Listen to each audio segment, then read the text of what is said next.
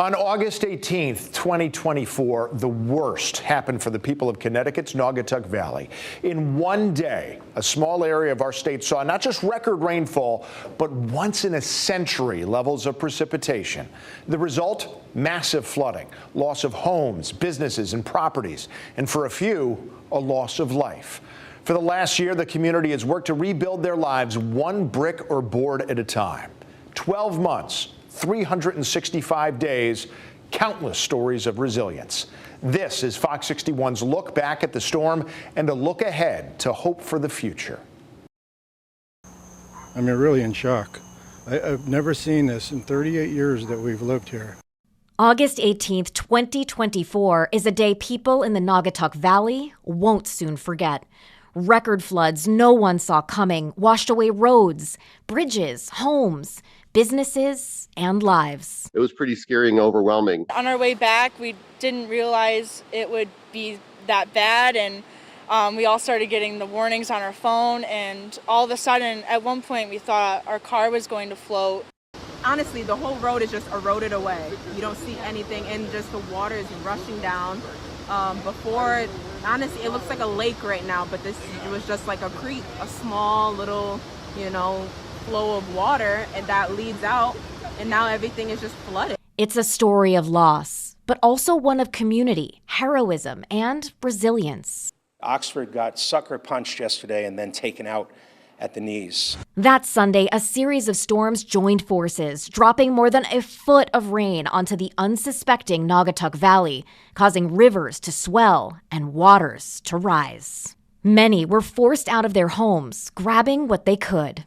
In some cases, quick thinking led to neighbors helping neighbors. It was heartbreaking last night watching the neighbors next door actually get into a kayak to get out of here. I literally jumped off my porch and swam across the street. We were kayaking up the street to get people in and out. I couldn't do anything to stop any of the flooding, but I could help them. That's the only way you can get through is with each other. In others, acts of heroism certainly saved lives. As I was trying to pull out of the Southbury Plaza, I saw that there was just a lake where the intersection used to be, and there were a number of cars that were partially submerged. Some of them, up to 3/4 of them, were submerged. But before we knew it, we looked up, and there was a new car in the middle of the intersection that wasn't there before. And then we realized there was somebody in it. The guy was having a hard time getting out of the car, and then he said his dog was in the car. And he was able to shout at me that he had a prosthetic, and that's when I kind of realized that this needs to happen right now. This cannot wait. We can't do this, a structured way. I had to press my foot against the side of his car underwater and pry the door open. He took off his prosthetic, and I was able to get my grip around his chest, and I swam him back to the shore, to the shoreline. And by the time I ran down there, he had already had the guy and the dog out of the car, and he was coming back out with the prosthetic leg held over his head. It was ultimately very lighthearted, and there were so many people there who wanted to help and were helping each other, and that's just a really important thing. Gives you faith in humanity. Maybe it's not so bad as everybody makes it out to be, In the deluge, however, 3 were not so fortunate. Evelyn Joyner, Audrey Ruskowski, and Robert McIsaac were killed when they were each swept away by floodwaters in separate incidents.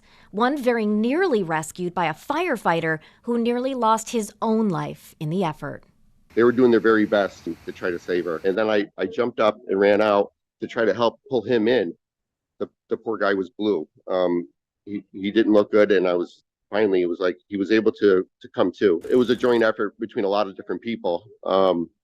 We all just pitched in, and I think that's what the people of Oxford need to do now, is just pitch in and help each other. This is a tragic and devastating day for Oxford. There's definitely a bit of survivor's guilt in that sense too, because we might have been this close to saving them, even the firefighters too that were there. Those poor firemen. I mean, you're talking about young volunteers who have never, and probably hopefully will never see something like that again. And those are the true heroes. As the waters receded, countless people, families, and neighbors were left to pick up the pieces left by the storm. I'm trying to get through it right now. I mean, it's a mess down there. This is it's emotional, mental, it's fatiguing. Where to begin is simply just trying to save what we can, what's important to people, trying to stop mold, trying to stop any further water damage. Small businesses, we lost about $100,000 if you look at all the investment we did in the building, the equipment is a total 100% loss. I lost from fork, from spoon to walking cooler. I lost everything. We're going to have some big bills to pay going forward, which is, terrifying as a business owner. So this is how high the water you got. For the owner of Creative Start Learning Center in Oxford, rebuilding came at a hefty financial cost, even with a little help from the state. Possible. Insurance has basically told us they won't help, but we'll find a way. The crews are coming in. We're going to clear it out. We're going to get all new drywall, all new equipment, and we'll be back up and running in a couple weeks. In Southbury, Kathy Dibner, owner of Kathy's House of Chickens, lost everything in an instant. I woke up to my house rumbling and the sound of an ocean in my backyard. And you can hear all the buildings between the pavilion, the pool house, and the barn collapsing. When I came out here with a flashlight and seeing that my barn is gone, I dropped to the ground and just screaming, oh my God, it's all gone. I keep thinking back of how my birds lost their lives in this tragedy, and it's haunting me. Despite the damage and the costs, most agreed that the fallout could have been much worse. Everyone's safe, our staff is safe, and the children are safe, and that was the most important thing, and we're just thankful for that. I'm going to rebuild, and it's going to be stronger, better, and bigger than it was before. And there are more showers off to the west, too, and this is all going to be headed our way over the next 36 to 48 hours. So it was a weekend day. And as the weekday meteorologist, we kind of went into this Saturday thinking not exactly an ideal weekend. And it was even worse because it was right as schools were starting up. And so everybody was out doing their back to school shopping. The day before the flooding event, there was a very big flooding signal 50 miles to the west. So it was mostly focused across northern New Jersey and also southeastern Pennsylvania. So we were watching that threat. The ingredients were there, but not for us in Connecticut. Parts of Connecticut not raining, other parts it is. And the biggest concentration of moderate to heavy rain is Fairfield County, moving through western New Haven County, up into Litchfield County. And basically rain totals on the order of a ½ inch to an inch of rain in parts of Connecticut. That morning, we woke up and we checked our higher resolution guidance, and all of a sudden, that threat had shifted about 50 miles to the east and now included parts of western Connecticut. So we're thinking, okay, that kind of ups the ante. Fox 61 was doing an event. We were doing a back-to-school drive at West Farms Mall. And I remember driving up there with my son in tow, and it was pouring. Now, that part was an accurate forecast. What was not so accurate was the fact that it kept pouring and kept pouring. And we ran to get into the mall, and 2 hours later, we had to run to get back to the car because it was still pouring. I think as the rain started falling, temperatures started heating up.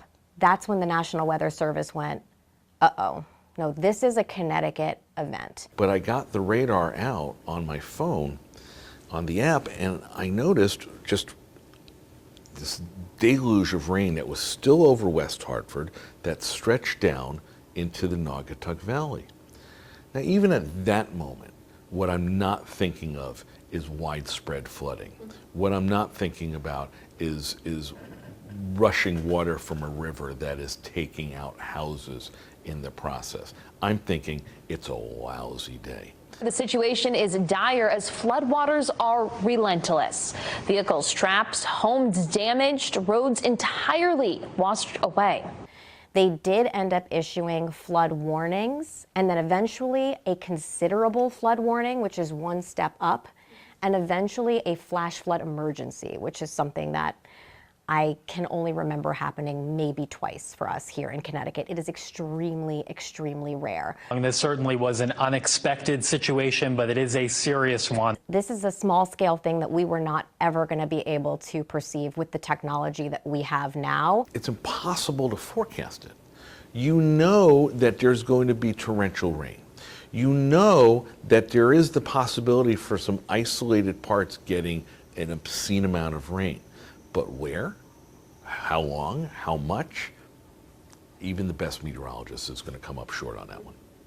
I think what ended up happening was a stationary front, very weak, ended up setting up in southern Connecticut. There was very moist air. We had a southeasterly flow, and the air was coming up out of the valley, the Naugatuck Valley and the Housatonic Valley, and as air goes up, water condenses. So we had the combination of this front, we had a lot of moisture, we had this upsloping, meaning the air is coming up, and it was just the perfect recipe. There was a storm that just kept sitting over parts of northern Fairfield County for several hours, dumping an intense amount of rain over one area, overwhelming really just about the entire area, dumping about 14 inches of rain over parts of northern Fairfield County. You've heard us use the word training. That's not to say these thunderstorms are practicing to become thunderstorms. It means they're going over the same area. What training is take a specific area, and given the way the pattern of the rain is moving, it's a heavy cell that is replaced by another heavy cell. And like train tracks, these cells march through one specific area. And that's exactly what happened on that day. And it just happened to be perfectly in line with the Naugatuck Valley, so that when you combine that with the rising waters of the river, it was a disaster not waiting to happen. It was a disaster that not many people saw coming. There were cells that were just not moving, producing 3-inch per hour rainfall rates. I mean, going back, if I could go back and do it all over again, I still would not be able to say where that heavy rain would be. It's just beyond our limits as meteorologists. If you look at any other flood event in the U.S. in the last few years, Texas comes to mind from a few weeks ago. That wasn't forecasted. Was rain forecasted? Yes. Was that much to do that much damage and kill that many people? No. If that were the case, we'd be on the air 2 days in advance going, okay, everyone flee to higher ground. And we don't do that. I think one of the things that is a good takeaway from this event is that we are humbled by the fact that there are certain very small scale weather events that we are just not going to be able to predict very far in advance. I mean, I think we always are putting our best foot forward and, trying to make sure that people stay safe regardless of what event is going on. So to say that I think that event definitely puts you on your toes. It's the first thing that I've been doing this for 7 years, and it was something that I've never seen before. So it definitely is something to be mindful of, but I'm not going to scare folks into thinking that event could happen again. Could it? Absolutely. But I'm going to keep doing what I'm doing and try to alert folks to what I see. But also another thing that's interesting to look back on as well is how people perceive warnings. Do they have warning fatigue? We issue flash flood warnings all the time. By we, I mean the National Weather Service. So how seriously are people taking them? I do think the alerts were given, but I think there's also a social science to it. How are they perceived? How are they received? Are people even getting those alerts? Now they are received on phones, but are people looking at them and going, no big deal? Or are people truly following that advice and heading to higher ground? So I think there's ways that we can improve our communication, not just the National Weather Service, but all of us, to try to get these warnings out to people. It's been 1 year since flooding rains overwhelmed the Naugatuck Valley community, washing away homes, lives, and livelihoods in a matter of hours. But in that year, we've seen a community come together to rebuild not just homes and businesses, but lives. People have volunteered their time, money, and resources to help their neighbors get back on their feet. One family's been working to literally get the ball rolling again. Fox 61's Jim Altman has more from Old Sawmill Miniature Golf and the family that's fighting back from the floods. And due to those flooding rains, nothing in the Oxford area has been par for the course, not for the past year. But for this family-owned business, the rebuild is definitely on. It was horrible, a horrible sight, just like a gut punch, what water could do. It was devastating. The main thing that I remember is picking my grandfather up and bringing him down here, seeing his 30 years worth of work destroyed. While their business model is built on how to get around barriers, no one could have predicted the types of obstacles that Jocelyn and Jared have encountered over the past year. I was just getting texts and videos, and before I knew it, I had a video of our golf shack going downriver. 30 years of memories were just washed away. Their family business, Old Sawmill Miniature Golf, 3 decades old, was washed away in just hours by the relentless rains from last August's floods. Each day since has been dedicated to getting back in the game, with community cleanups and now a road to recovery. So we've been working hard. We have new carpeting. All of the carpeting got peeled up from the flood. We have new walkways. Our bridge that had a horse trailer on it during the flood has been rebuilt. We got a new golf shed. We had craters in the ground, and now we have a usable surface. It's been a lot, but we're getting it done. We've had so many great companies from the community who have helped us. We had a day where we had the community just come with wheelbarrows and anything to just help us rebuild. What's around the corner? Hopefully, the chance to get around the corners again. You can see the finish line. We're almost there. It's just going to take us a little bit longer, but progress is always a good thing. We just want to see happy, smiling faces and memories being made again. And so the rebuild here continues. The hope is they will have a grand opening celebration next Memorial Day. In Oxford, Jim Altman, Fox 61. Countless businesses were damaged or destroyed in the massive floodwaters last year. You could see that devastation clearly at Claritas Village, where 14 of the 16 businesses were destroyed within hours. Fox 61's Celine Era visited some of those businesses to check in on how they're doing now. The holidays are some of the busiest times for liquor stores, but after the summer floods of 2024, the owners of Woodland Wine and Spirits were afraid they'd miss Thanksgiving and Christmas. But after months of hard work, they opened back up just in time on November 21st. In August 2025, it looks like a brand new store with business back to normal. But just a year ago, it was unrecognizable. This is where the water came up to. Nearly 6 feet of water damaged hundreds of thousands of dollars in product that Patel family has been proudly making a living off of for the past 22 years. This is a lot of work. It's a lot of work. The first of all, when this happened, I gave up the first time. Not able to open the store. Patel says it felt hopeless with no flood insurance. It took a generous loan and neighbors showing up to help his family clean up a mountain of a mess to get them back on their feet. Community get together. They help us to clean the whole store, and they stay behind us. And they told me, you got to come back. And so he did come back, and it's a comeback story even he wasn't sure was possible. His son Jay was going to college that week, afraid to leave his dad alone. After the flood, once again, neighbors stepped up. We had the community with us, so they encouraged me to go. They said they were going to take care of my parents for me, so they gave me the courage to go. All around the plaza, it's a healing site, seeing cars fill the parking lot that was once filled with water. And at the center of it all stands a diner that took nearly a year to reopen. Just all of what I built is gone in a matter of 3-4 hours of rain. Owner Mike Ape took over the Route 67 diner in 2014.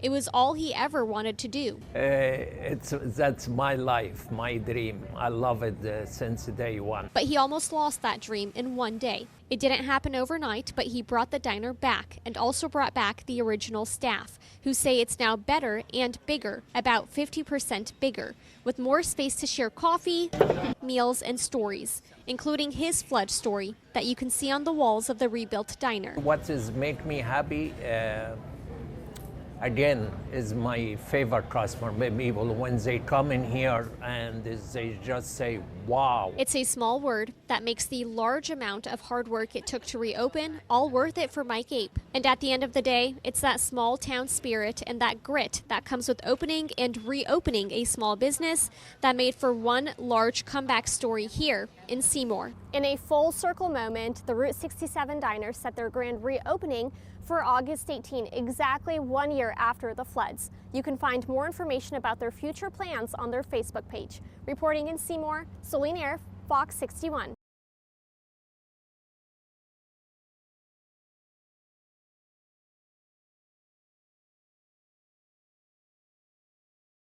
For some, a destroyed business means more than a loss of goods or property. Like Kathy Dibner, the owner of Kathy's House of Chickens. She lost 100 chickens in the floods.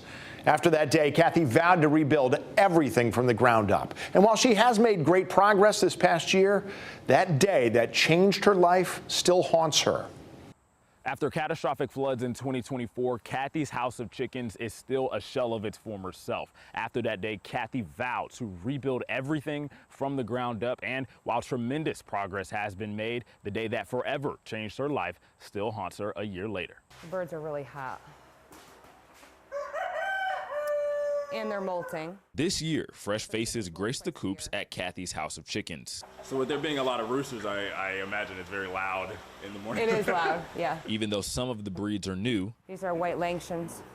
They're still little, so they're not laying yet. it's still business as usual for Kathy Dibner as she tries to get back to a sense of normalcy. Open it, we can go in. For 10 years, she's been in the business of breeding and selling show chickens. But in August of 2024, she lost everything she worked so hard to build for a decade. Every day that I wake up, I have to look out my window and still see all the damage that's still here. With all the destruction still in her backyard, So this is the edge of my pool. she's constantly reminded of the horrors she saw that day. When we come outside, and it sounded like an ocean, like a legit ocean out here. I was like, what is going on? She says it's like a nightmare she can't wake up from. So that night, I was out here at 7:30, feeding and locking up and checking on everybody. The next morning at 1 o'clock in the morning, when my son was yelling that the barn is gone, my heart just sank. The barn is gone are words a farmer never wants to hear, Behind there, along with the instant realization of her feathery friends losing their lives. there was over 166 birds that lost their lives that day. I start crying again. It's just horrible thinking of the way that they died. That whole barn coming down and them drowning just makes me nauseous. This mudslide drastically changed the scope of Kathy's business That was in the flood, so we had to put some stuff in here for storage right now, but and forced an unexpected uphill battle she wasn't prepared for. it's extremely hard to start over. You have to start from scratch. So you have to figure out what I need all over again. Number one, I mean, with today's economy, everything is triple of what it used to be before, so you have to allocate for that. So startup costs are just outrageous, so it's been a big burden. She was hoping for some help from the insurance company. We were denied because, you know, this is not our home that was damaged. This is our yard, and it's not covered, so our personal property is not covered. Or some assistance from the state. Deep stated that they will not send any state employee on private property to fix damage. So I have lost all hope that they're going to help us. But in the end, it was the community and her longtime supporters who came through when it mattered. Well, if it wasn't for them, this barn wouldn't be here today. The GoFundMe, every dollar that I received went towards the rebuild of my barn. If it wasn't for that GoFundMe, I wouldn't be in business right now. Kathy's new barn is bigger than the one that got swept away in the floods. It used to be 50 feet, now it's 90 feet long. But it still serves the same purpose, being a home to her new clucking companions. Starting all over, it's like I have a new attachment to these birds. Chicken people will understand that. Other people may not, but you do, you get attached to them. Kathy's birds are her family. I talk to my birds like, you know, like they're listening. And she's brought in some new members to the Dibner household as well. Come on, babies! Trying to expand the farm, I added goats. They love attention. They love headbutting each other. They love playing. They're very friendly. They're like therapy. A couple months they've been here, but... Do they feel like family now? Oh my God, yeah. Hey, what are we doing? Even with the addition of the goats, the farm is still only a fraction of what Kathy had a year ago. He likes to itch his head on my hand. But she's optimistic that one day she'll be back swinging in full force. It's going to be a long time before I get to where I was before, but my customers have been great with supporting my business, and they're still coming, and I'm still hatching and plan to. But while looking toward the future, whatever hatches, hatches, and then I just raise them out. Kathy can't help but think about the past. All this up to that rock, this all gets flooded. And facing the reality of potentially losing it all again. Obviously it happened to you once. Do you feel like it could happen again? Is it just like you're just waiting on what's gonna go wrong next? I don't know. I mean, if that comes down again, is it possible? Maybe. And if it does come out, like if it comes down again and takes out my barn, I'm done. There would be nothing for me to rebuild. I wouldn't do it again. And that's something that's always going to be in the back of my mind living here. Kathy says she is grateful for all of the community support over the last year, and she's still taking donations to help with the rebuild, and all the money that is donated will go directly to support the business. In Southbury, Jamel Johnson, Fox 61.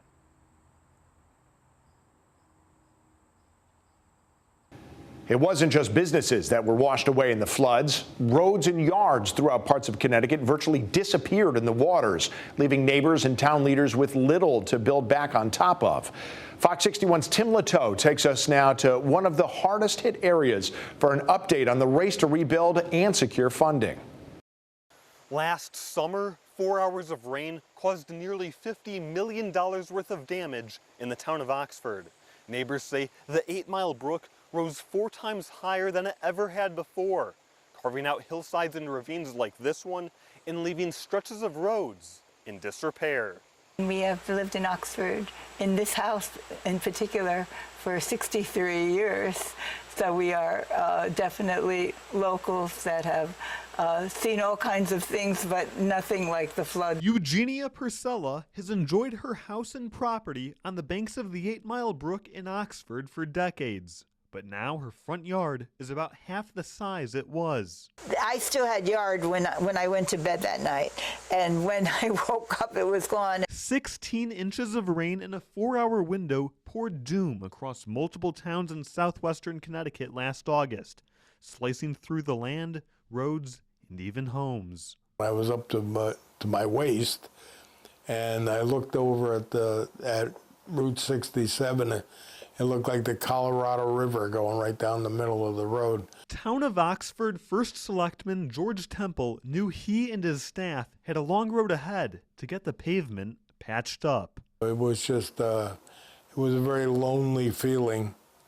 You know, where am I going to go from here? It was just problems all over. In the immediate months after the flood, state agencies and FEMA were able to work together to secure federal funding for both individual residents and municipalities. We were able to get that individual assistance, which was phenomenal. It's hard to get it sometimes. FEMA declined a request for interview, but confirmed that across southwestern Connecticut, more than $14 million had been awarded to individuals and $10 million to the state and municipal governments. Funding cuts are expected for FEMA, so Bergeron anticipates more responsibility for her Department of Emergency Services and Public Protection when it comes to assessing damage and setting up relief centers in the future. The FEMA Region 1, they continue to support the things that we need. We do hear of some of the changes, so for example, for upcoming season, FEMA will not probably be sending people door to door to go with us to help figure out the preliminary damage assessment. Bergeron says extreme weather events are becoming more frequent, with Connecticut's most severe ones both emerging in the last 5 years. We certainly could see that kind of damage again. This was the second situation that resulted in a major presidential disaster declaration. The second was, a few years ago, the remnants of Ida. In Oxford, reinforced bridges and wider culverts have been added in an attempt to mitigate future damage. But even the town leader has a worried mind at times. In Oxford now, if we get a prolonged rainstorm, people get nervous, including me, by the way. Laughlin Road is the last to be repaired in Oxford due to its difficult hillside location, and Priscilla sees both the obvious inconveniences and hidden advantages by living next to the closure. It's quieter that way, and I mean, in some ways that's nice, but you know, I know sometimes it is a hardship for people that are trying to go up that way, and they do have to make so much of a detour. Replacing both banks of the brook, which used to be waist deep but is now a mere trickle, will prove quite a feat for earthworks excavating. Filling in this land is the final step to stitching up these gaping gashes a year later. It's more than landscaping because it's actually earth, bringing back some of the earth and filling up, you know, with how it used to be. First Selectman Temple expects the majority of repairs to be wrapped up this fall as more funding is finalized. In Oxford, Tim Lateau, Fox 61.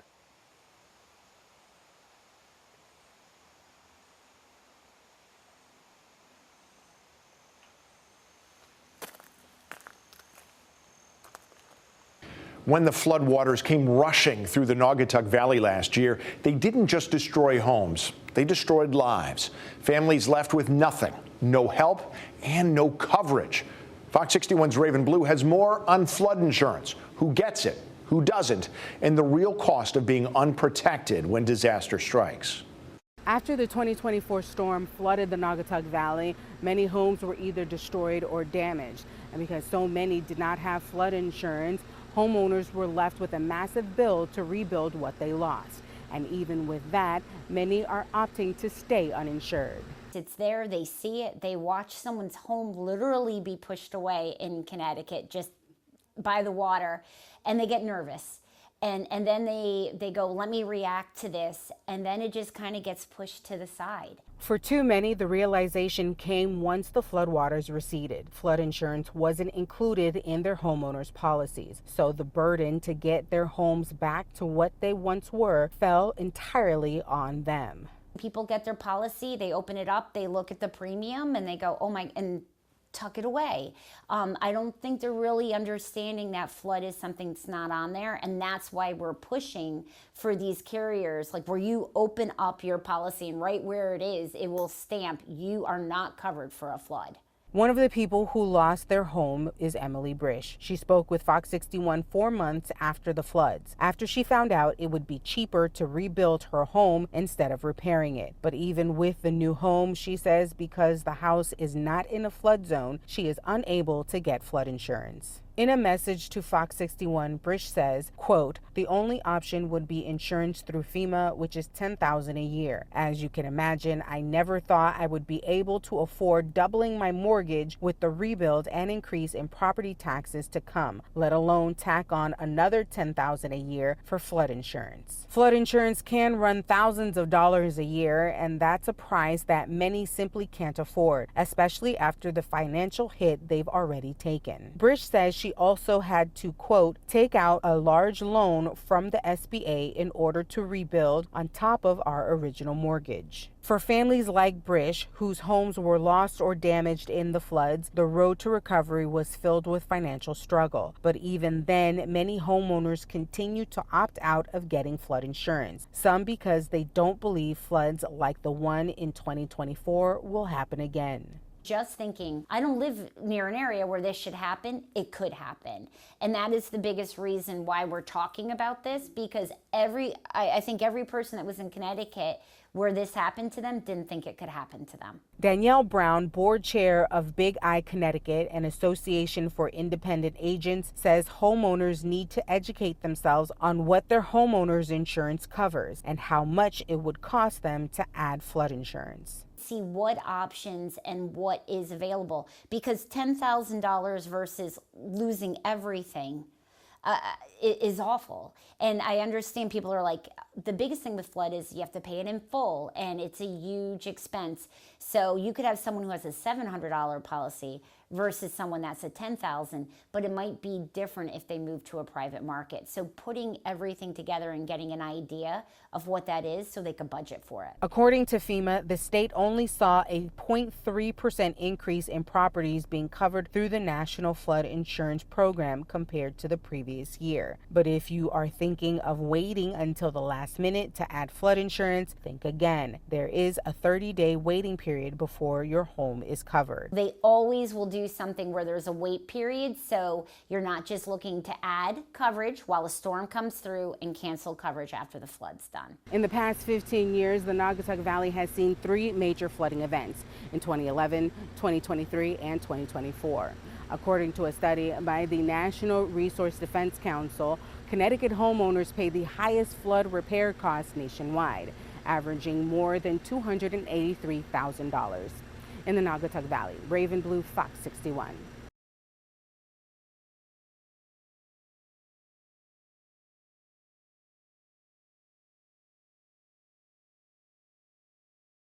Losing a home is devastating, especially when that home holds so many memories.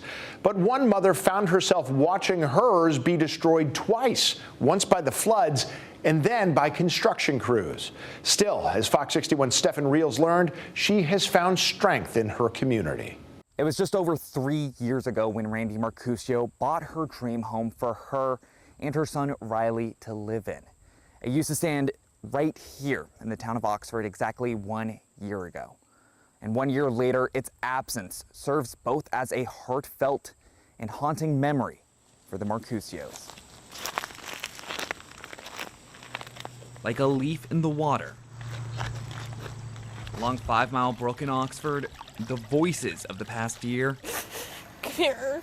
It's okay. come up to the surface for Randy Marcusio. At no point did we really ever think the whole house was gonna go. As she takes in the empty site of where her home used to be 1 year ago. Standing here, what emotions does this bring back to you a year later?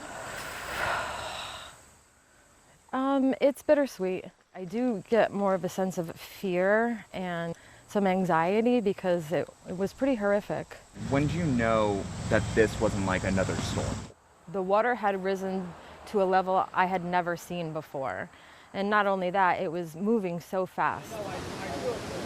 It was fight or flight. We weren't sure what was going to happen next. There was just a lot of unknown, really. Are we safe where we are? Should we get to higher ground? The violent current caused the single mother's home to collapse and swept away years of Marcusio's family memories. Only destruction and shock remained. But, what are you gonna do? I got my son.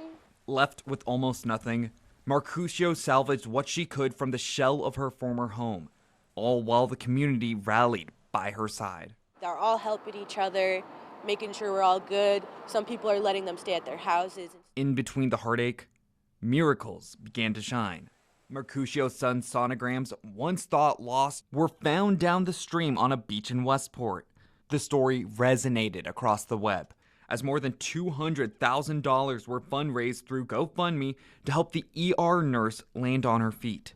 Things seemed to be on the right path until the turn of the new year. There's 40 years of my life just being dragged away with nothing I can do or say. Before Marcusio could save the rest of her mementos, contractors were hired by the town in January to demolish what remained of her home. Seeing it coming down that day was just, it kind of felt like the first time. It's okay. I'm sorry, Mommy's upset. The pain right back up to the surface. But among the darkness, a little light shone through. This is amazing. There was one as those same crews who destroyed Marcusio's home returned what memories they found in the rubble. This was my mom's. This is really all I really wanted. Thank you so much. What's next for you guys at this point? That is the question. What is next? Where do we go moving forward? And it's still, we don't know. We lost things, but we have each other. And if it wasn't for the community, my Oxford community, and surrounding and beyond, I don't know how we would have kept going. It's a fantastic reminder of, in your darkest times, there are people and there is help. Mercutio tells me even though her home is gone now, she still needs to make up what's left of her payments on her mortgage. So if you'd like to help out the family, we'll provide a link to their GoFundMe page on our website, fox61.com. In Oxford, Stefan Reels, Fox 61. For many people, the floods of 2024 marked a loss of things, homes and businesses. For others, they marked a loss of life. But while the anniversary is a tragic reminder of that loss, it's also a reminder of bravery, the bravery of first responders and everyday neighbors alike. Fox 61's Victoria Anderson talked to the team at Beacon Hose and those they saved about their rescue that was seen around the world.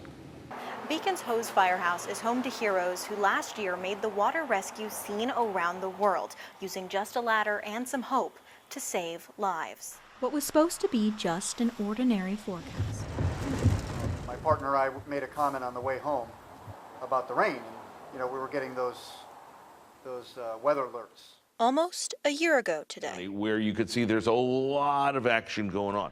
Turned out to be extraordinary. The water built up in a matter of probably about 8 minutes. a cruel reminder for Oxford and the state. Just the power of the water. I worked at Brookside Inn for 23 years. What was supposed to be just another shift for Nicole Salva, the inn's bartender, took a turn when floodwaters made clocking out impossible.